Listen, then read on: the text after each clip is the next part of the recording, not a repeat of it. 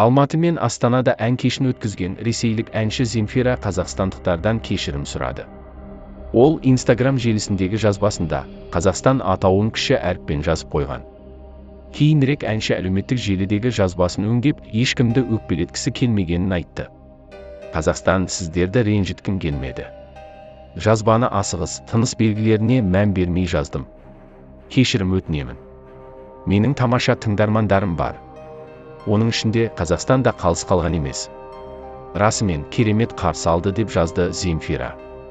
Әншінің жазбасына көп қазақстандық пікір білдіріп, Қазақстан атауын кіші әріппен жазғанына өкпелеген. Ал әншінің айтуынша, ұйымдастырушылар кешті нашар ұйымдастырған.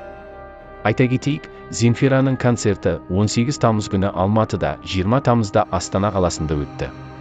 Егер видео ұнаса, арнаға тіркеліп лайк басайық. Күн сайын жаңа қызықты видеолар шығып отырады. Соңына дейін қарағаныңызға рахмет. Келесі видеода кездескен